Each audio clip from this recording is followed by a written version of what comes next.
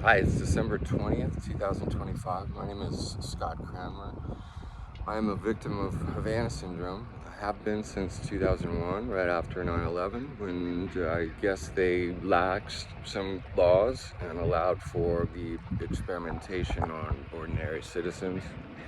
Um, it took me a long time to figure out that Havana Syndrome is a brain-to-computer interface. I'm not sure how they do it. I'm not going to speculate on how they do it. There are a number of people out there that claim to know how they do it, and it's unfair for me to speculate as to exactly how they do it. I have suspicions, but I'm not going to share that. The brain-to-computer interface is global. It goes 300 to 400 feet underground, 60 feet underwater, all the way to South America.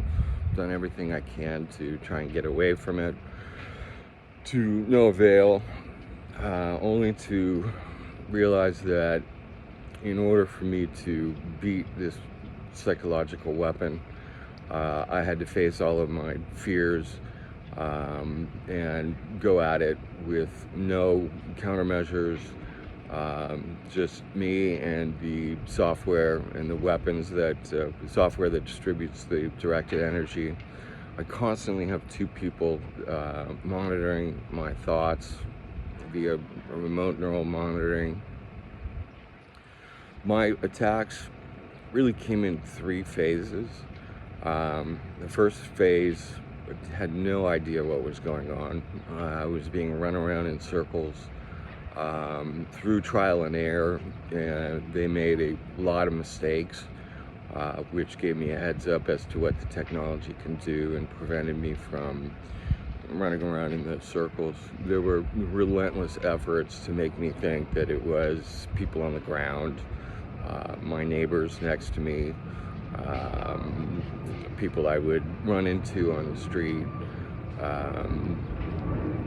and the only way for me to cut through that was to realize that the weapon that they're experimenting with is a brain-to-computer interface. It's not a handheld weapon. It's most likely satellite-based, as I've been across the globe and had it follow me. The efforts to make me think that it was my neighbors followed me to three different dwellings, apartments, throughout Los Angeles. It got so bad that the tool that I used to get around the gang stalking was denial.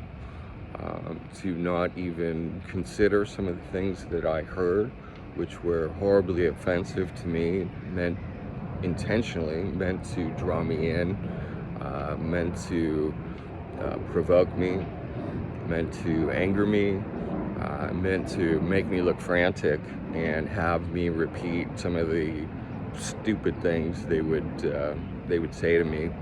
One of the things that clued me in as to the fact that they don't actually come anywhere near me. They just take credit for some of the crazy things that happen in life. Was I heard somebody say something. I was looking right at their face. I heard somebody say something and their mouth wasn't moving. So I knew that they had deep faked this person's voice. They were putting words in my head that sounded like the person I was talking to, yet their mouth wasn't moving. Knowing that it was a brain-to-computer interface and they really wouldn't want to risk putting people on the ground, getting caught, I started to use denial as a tool, a psychological tool, to not even consider some of the things that I heard being said about me coming from my neighbors, which saved me. Once I was able to, and it took a long time, they are relentless with the attempts to construct gang stalking and make me think it was the people close to me.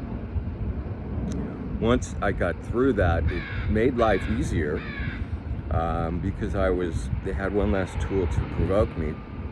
Then they moved on to the remote neural monitoring, which was strictly the brain to computer interface, where every thought is manipulated, criticized, and very difficult to detect. The software that they're using is digital, so it gives you a heads up as far as what's being constructed and what is authentic as far as your normal thought process is concerned. The biggest issue that I had with remote neural monitoring was the threat that they were going to take over my mind, and they were going to control me involuntarily and run me around Los Angeles like an idiot. And I didn't want to be somebody's puppet, nor did I want to be in the news as having been provoked and taking it out on the wrong people. So at a certain point I gave in because I was just fed up with it. Authorities weren't helping. Government wasn't helping. The police are no help. The emergency rooms are no help. And I let them do what they were going to do. I let go. But in the past, I was flinching every time that an instance came up where I was concerned or I didn't like it, and I had this fear that I was going to lose control.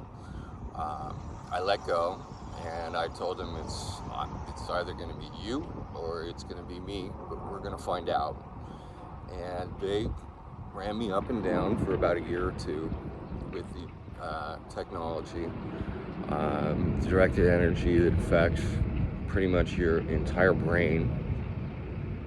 And at a certain point I realized, after I had let go of my fear of losing control, I was really never going to lose control of my mind. I was always going to be able to distinguish between constructed thought, feelings, and what's authentic.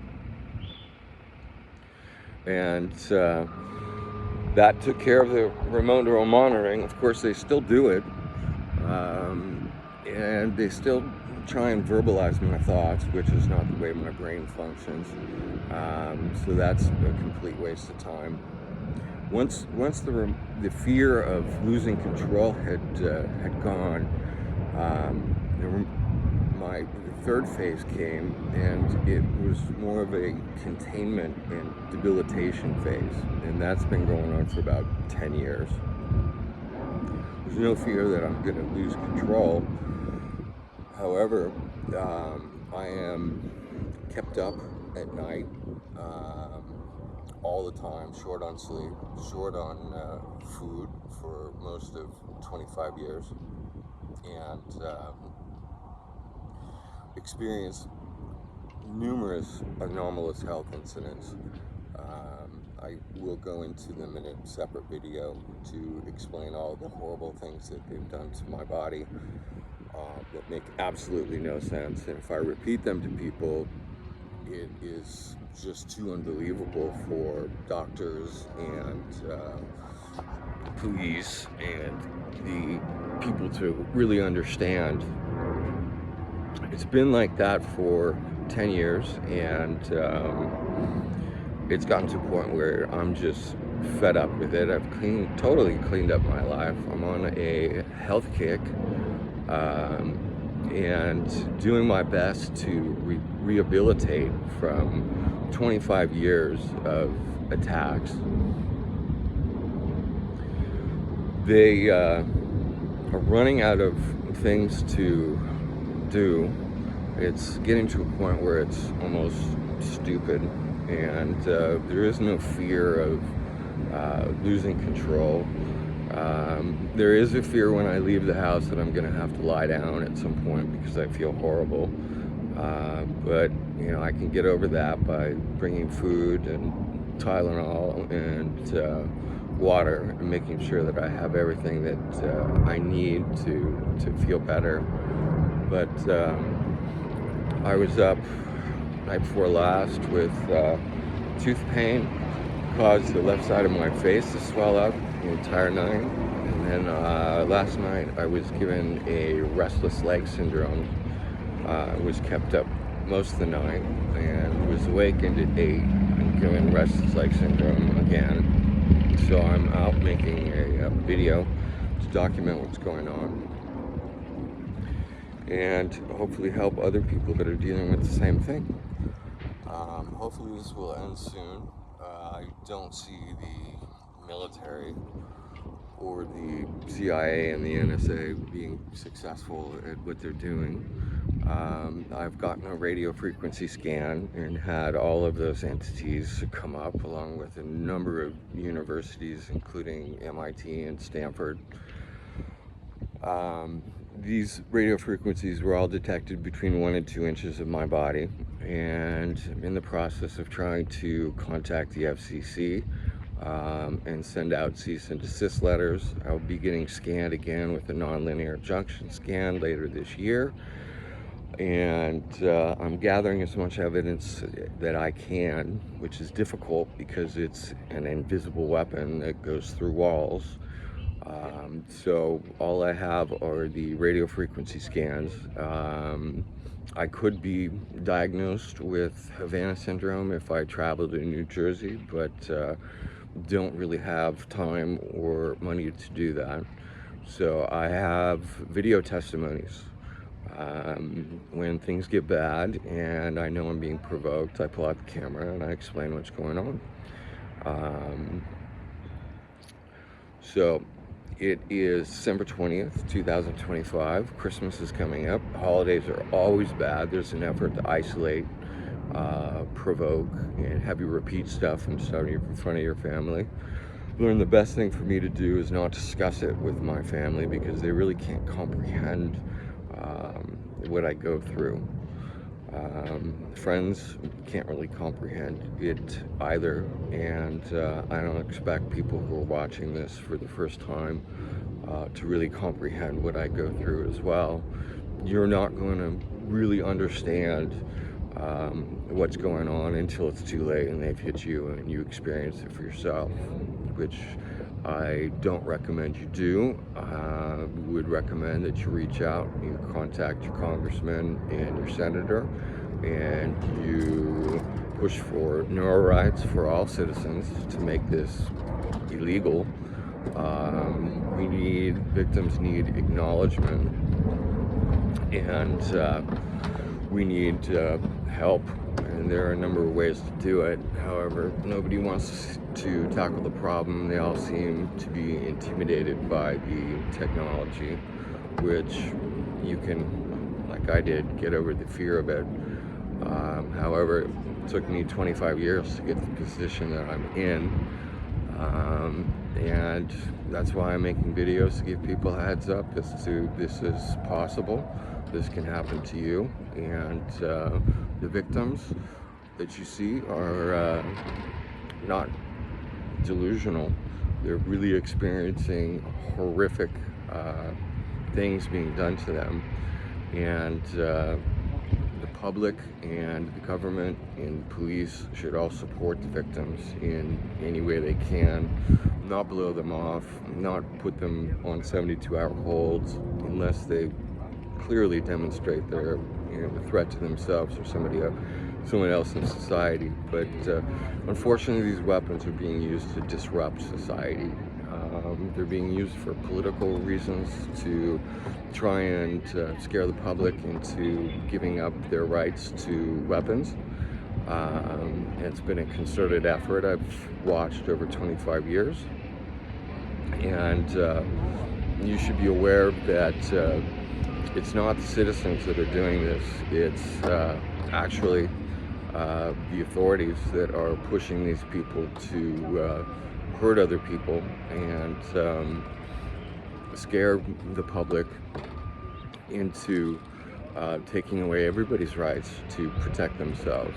And they know that they can't do it speaking to people. They actually have to manipulate you into being with fear, into giving up your rights. It's unfortunate, but enough of that. Hopefully, I'll get a break over the holidays and I won't have to deal with as much harassment. My attacks come every 1 to 3 seconds, so a nice break would be a reprieve. I look forward to it. I wish everyone who's struggling this the best. Stay strong.